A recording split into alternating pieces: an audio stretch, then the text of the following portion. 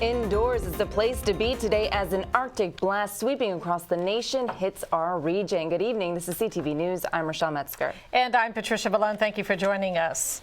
Well, the frigid weather has clamped down hard on our area. So hard, in fact, that portions of our infrastructure are snapping. Byron Scott has the story.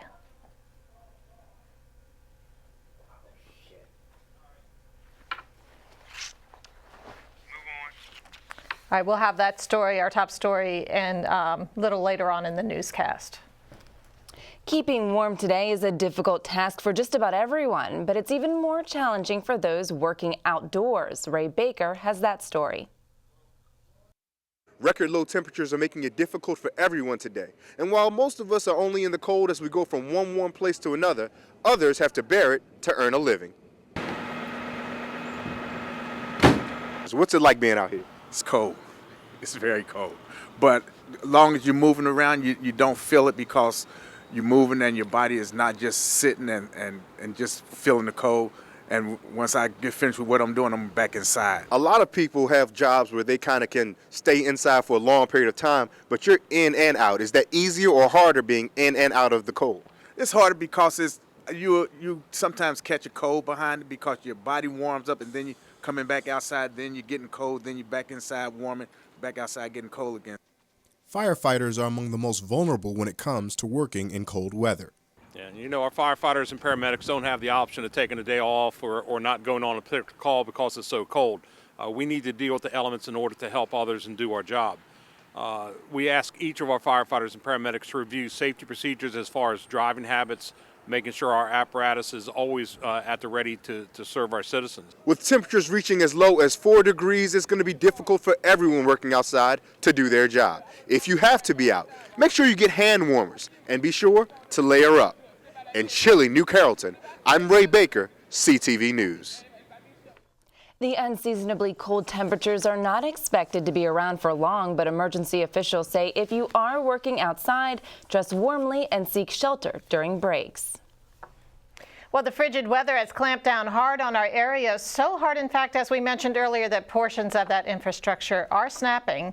As we reported earlier, Byron Scott has that story. On one of the coldest days any of us can remember, it was as if the icy air seemed to sink its razor-sharp teeth into us. And those teeth, if you will, are being blamed for more than 3 dozen water main breaks in Montgomery and Prince George's County, like this one at University and Veers Mill Road. The break left an icy intersection and sidewalk, making walking difficult. Driving through the area was challenging, and for the 100 units and businesses in this apartment building, no water. No water out of the bathroom, can't flush or anything like that. So, you know, things like that happen in these type of temperatures. The lack of running water and insufficient heat forced Casa de Maryland to turn away dozens of people who were looking for day work. They were not very happy, but we had to do it. You know, this is a big impact, especially for them because they're here trying to find, some salary today. Now, the biggest challenge to getting to that water main break is this really, really cold weather. When it gets this cold, getting down to that pipe, which is 12 feet down, can be very, very difficult because the ground is very hard and compact. WSSC crews expect to be busy throughout the night.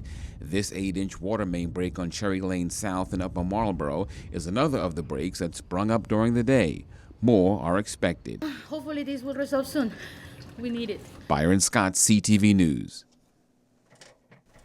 6 community centers are teaming up to help you stay warm. The Park and Planning Commission is encouraging residents without heat to utilize local warming centers that have been set up around Prince George's County. We were designated as one of the warming centers through the commission. We were told to accommodate any patrons, county residents that came in because of the extreme cold. To date, we haven't had anyone, but we've got, fielded a lot of calls. So we were kind of anticipating and waiting for them to come in, but we haven't had anyone to date. So, and we're part of the community itself. So, to designate us here in the community, I think is very important.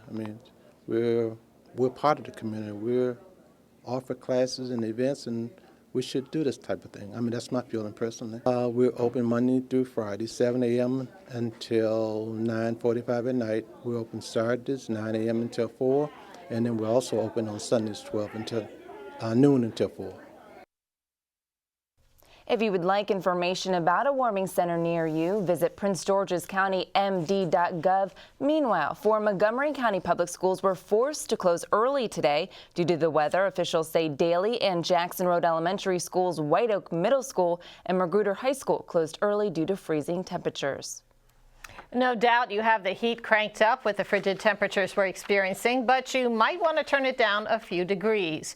Pepco and PJM Interconnection, the company that operates the power grid that supplies the energy to 61 million people throughout the Mid-Atlantic, Midwest, and South, are urging the public to conserve electricity. A Pepco spokeswoman says conservation efforts will help ensure adequate power supplies. Pepco and PGM will continue to carefully monitor power supply conditions.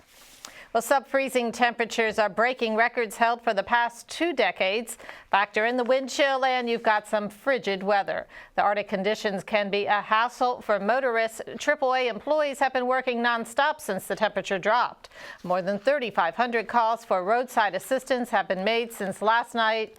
More than 1,000 originating from Maryland. Common problems range from dead batteries to lockouts. For more information on how to keep your car up and running, visit AAA.com. And you're watching CTV News. I'm Patricia Vallone. And I'm Rochelle Metzger.